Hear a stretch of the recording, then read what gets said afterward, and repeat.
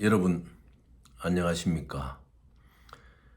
오늘날 한국 사회의 곳곳에 암처럼 도사리고 있던 개혁의 대상들이 이제 적나라하게 드러나지요. 정치적인 부분에 있어서는 이재명 민주당 대표의 현 처신이죠. 지난날 과거에 이 땅에 민주주의를 심고 국민을 사랑했던 정치인이라면은 당당하게 불체포 특권의 어떤 위치를 누리지 않을 것입니다. 왜냐하면은 불체포 특권은 일부 제약된 국회의원들에게 있는 것이죠. 그런데 더 확장시켜서 우리 국민들이 만약에 검찰의 기소라든지 검찰의 수사, 경찰의 수사에 억울하게 당할 경우에 우리 국민들은 불체포 특권이 없잖아요. 그러면은 정치인은 당당하게, 특히 당의 대표라면은 자신에게 가해진 사법 리스크 앞에서는 불체포 특권을 쓰는 것은 국민을 생각하는 정치인이 아니라 자신의 포지션을 지키기 위한 그런 정치인에 불과한 것을 스스로 자인하는 결과입니다. 법정 앞에 떳떳이 서서 판사 앞에 견해를 밝히고 대한민국 법원이 만약 잘못된 결론을 내린다면 국민들은 알잖아요. 그럼 과거에 우리가 4.19를 겪었고 60항쟁을 겪었고 얼마나 많은 민주주의 세력이 이 땅의 불의와 잘못된 간행들과 싸워왔지 않습니까? 그러면은 당당하게 민주당의 대표로서 법정에서 판사 앞에서 자신의 유무죄를 다루면서 사랑하는 국민들과 똑같이 처신하는 행위를 해야 그것이 오늘날 민주주의의 근간을 지켜오고 이 땅의 민주주의를 바로 실어왔던 민주당의 정신이라고 저는 확실하게 이제 말씀드릴 수가 있어요. 그와 마찬가지로 현 정부에서 정치 문제를 떠나가지고 정부에서 은행의 가독점 규제를 위한 TF를 이제 출발시켰잖아요. 이거는 정말 잘한 것입니다.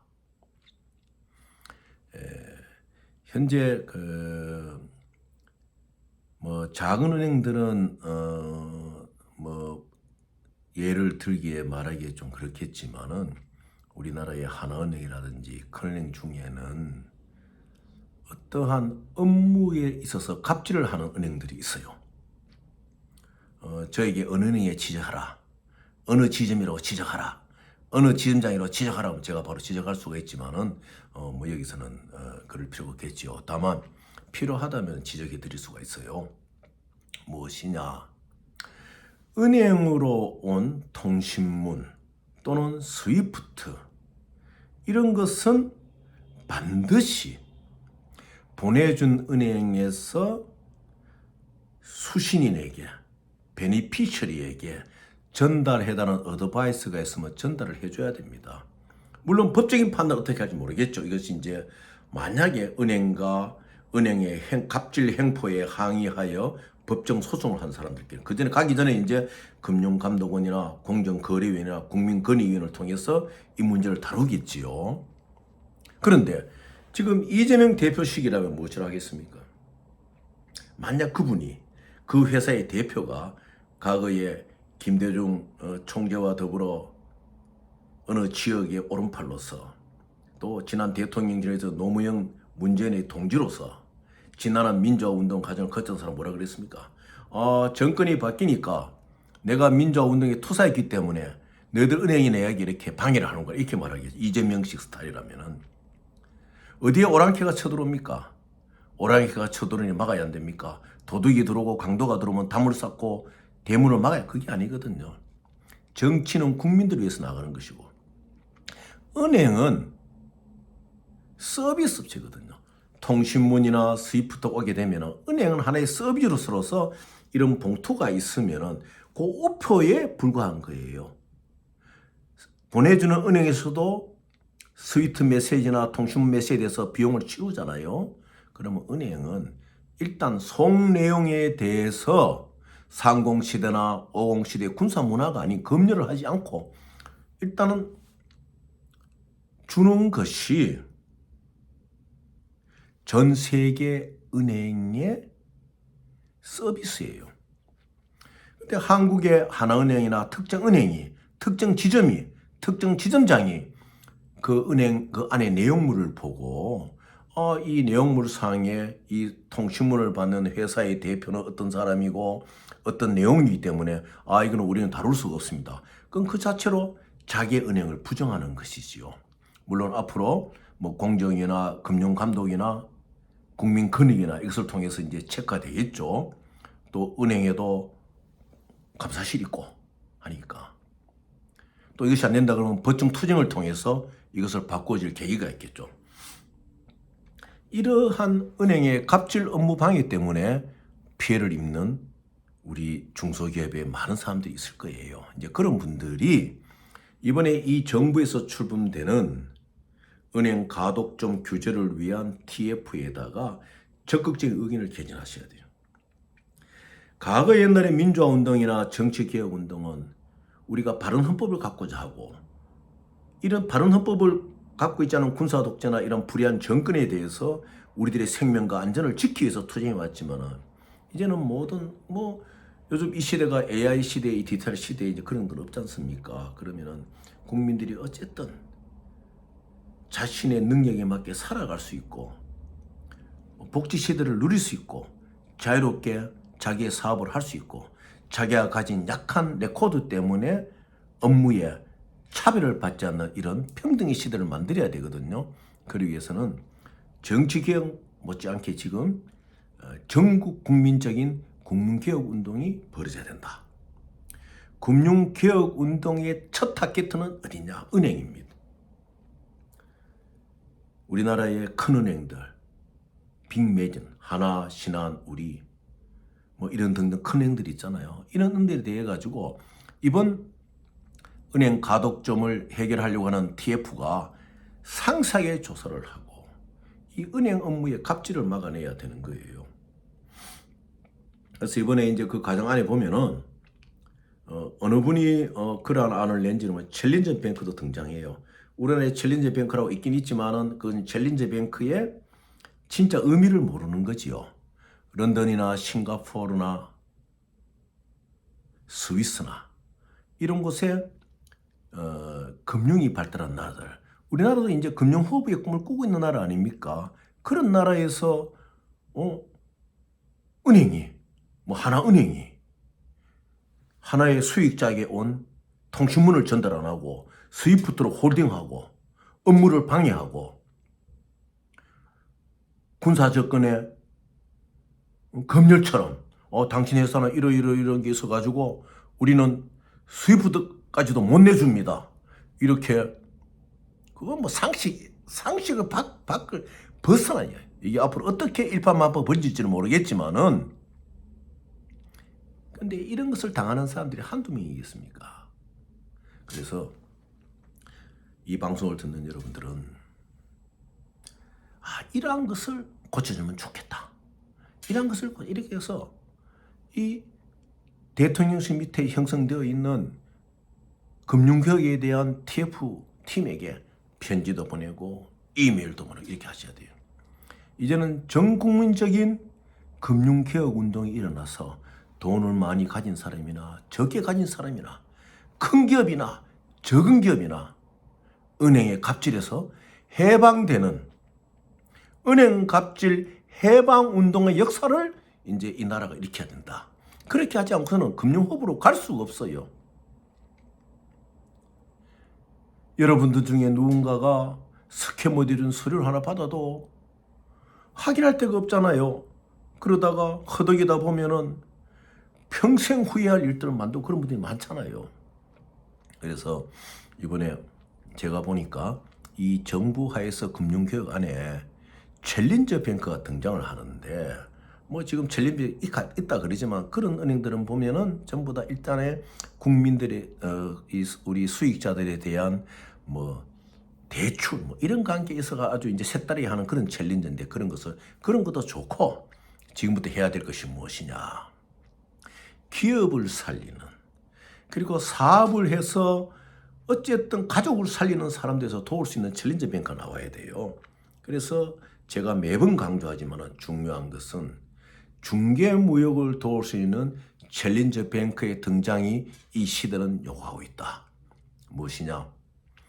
SBS를 도와준다든지 또 바이어와 셀러 사이에 와 있는 SBS나 DLC의 차익에서 오는 하나의 수익을 돕기 위해서 백투백을 해준다든지 이러한 챌린저 뱅크의 등장이 필요한 거예요. 거대한 은행들이 공식적으로 말하잖아요. SBS를 발행하기 위해서는 0,1%의 이슈 커미션, 그건 이슈 커미션이에요. 일종의 행정 비용이에요. 그러면은 그건 대기업에 적용되는 거거든. 0,1% 조금 신용이 안 좋은 데는 뭐 0,15%, 0,2% 한다 하지만 그것은 무엇이냐? 이슈할 때의 우표값이에요. 우표값. 크레딧이 있어야 되지 않습니까? 삼성과 같은 크레딧은 0,1%에 이슈하죠. 그래서 여러분들은 삼성과 같은 대재벌의 크레딧을 갖고 있지 못하잖아요. 그래서 해외로 눈을 돌려서 DLC가 6.5%, 일반적인 SBS는 8%, 7% 이렇게 리징도 하고 어떤 경우는 바이앤셀에 뛰어들다 하지만은 바이앤셀은 우리 한국은행이 도와주질 않잖아요. 그래서 이번 챌린저 뱅크가 등장한다면은 바이앤셀을 할 수 있는 뱅크, 백투백을 할 수 있는 뱅크, SBS를 이슈해주는 뱅크, DLC를 이슈해주는 뱅크 이렇게 의사들이 종합병원 안에 내과, 외과, 산부인과, 정신과 이런 게 다 있듯이 과거의 의사들이 일반인으로서 의원으로서 모든 것을 보듯이 하던 것에서 분산되어 가지고 이비인후과, 안과, 내과 뭐 다 나눠지듯이 이 챌린저 뱅크의 기능은 뭐냐? 큰 은행들이 하던 소액 금융 뭐 대출 이런 것에 소액으로 가고 빠르게 해주고 이런 것이 아니고 기능 하나의 기업이 발달할 수 있도록 대기업만이 특혜를 누리고 있는 브랜드적인 지원을 작은 기업들 또 약점이 있는 기업들 지금 금융감독원이 조금 전에 보니까 이런 안도 내놓더라고요. 취약 기업에 대한 지원 정책, 취약 아동에 대한 지원 정책 복지부가 내놓는 거나 참 이게 좋은 말이거든요. 취약 기업이 있잖아요. 이런 기업에 대해서 아무리 현 단계에서 취약 기업이라도 이 일을 도와주고 나가면은 대표가 일도 잘하고 앞으로 발전시키다 하면은 금융감독원이 도와주시는 안을 만들고 있다 이거예요. 그래 이 정부가 뭐 요거도 먹는 거는 제가 말씀 안 드리겠습니다만은 아니 누가 그 어드바이저를 한지 모르겠지만은 이 잘하고 있는 거예요. 과거에 영국이 그랬어요. 영국이 한때 경제공황으로 해나가 막 어려울 때 로이드 뱅크나 그 HSBC나 큰 은행들의 독과점 횡포 거기에 맞서서 챌린저 뱅크를 등장시켰잖아요. 그 뱅크들이 뭐합니까? SBLC 만들어주고 DLC 만들어주고 바이앤셀한테 도와주고 은행들로 스스로 챙기고 그 챌린저 뱅크의 혜택을 받는 기업이나 소상공인들은 부를 증진시켜 나가고 민주사회의 근간이 될 수 있는 중간층을 튼튼하게 만들고 중간기업을 튼튼하게 만들고 독과점된 은행과 일정한 기업과 유착을 뿌리 뽑고 지금 검찰에서 토적 독점 비리와 유착된 기업들 이걸 지금 때리고 있잖아요. 똑같아요. 독과점 은행과 독과점적 브랜드의 위치를 인정받고 혜택을 누리는 기업가의 밀착, 고리 이것을 끊는 것이 바로 국제금융개혁 TF팀이 할 것입니다. 여러분들이 도우셔야 돼요. 내 예안이 이거 제대로 된 건지 모르겠다. 그럴 게 아니라 보내셔야 돼요. 그래서 더 나아가서는 국제금융의 중심을 갖고 있는 분들이 우리 독자만 해도 지금 이제 한 600명 가까이 돼 가잖아요. 한 2,000명이면요 대한민국의 국제금융을 바꿔버려요. 금융개혁을 아젠다를 던져가지고 민주화 운동보다도 지금 더 시급한 것이 금융개혁의 민주화다. 금융개혁을 해야 된다. 이 정부가 나서서 금융개혁의 TF를 구성하고 은행의 독점적 이자에 대해서 칼을 댈 때 우리 국민들도 일어나서 금융개혁 운동의 대물결을 펼쳐야 돼요. 여당 야당이 지금 그런 거 싸울 때가 아닙니다. 여당도 전당대회를 앞두고 저는 치열한 싸움을 할 것이 아니고 내부적으로 저는 정치를 해봐서 알거든요. 그런 싸움 아무 도움이 안 돼요. 여당도 마찬가지예요. 이재명 대표는 민주화 운동에서 아무것도 해본 적이 없는 사람 아닙니까? 그러니까 모르는 거예요. 지금 이재명 대표가 엄청난 인물이 되어서 뭘 해야 되느냐? 방탄국회를 걷어치우고 법정 앞에 가야 돼. 가가지고 거기서 승부를 걸어야 돼. 대한민국의 국민들이 보고 있어요. 참 중요한 거거든요. 우리도 마찬가지예요. 지금 이 정부가 금융개혁 운동의 칼을 지금 뺐잖아요. 이때 우리 독자들이 600명, 1000명, 2000명이 되었을 때 이 힘이 아젠다를 갖고 정부에 이야기하고 우리 스스로 금융개혁의 길을 열 수 있다는 걸 여러분 아셔야 돼요. 그래서 챌린저 뱅크의 등장이 이 대한민국을 금융허브로 가게 하고 여러분들을 살리고 독점적 권력, 독점적 재벌, 독점적 가독점의 은행이 지배하고 있는 오늘날의 경제사회의 구조를 바꿀 수 있고 만인이 평등하게 사업을 할 수 있고 갑질 업무를 당하지 않는 안전하고 행복한 여러분의 자손의 미래가 보장된 이 사회를 대한민국을 만들기 위해서 여러분들이 이제 관심을 가지셔야 돼요. 전 국민이 동참하는 금융개혁 국민운동의 물결이 이제는 일어나야 된다. 어떻게 할 것이냐? 여러분들 연구하시고 힘을 합쳐서 이 나라의 금융개혁을 같이 한번 만들어 봅시다. 감사합니다, 여러분.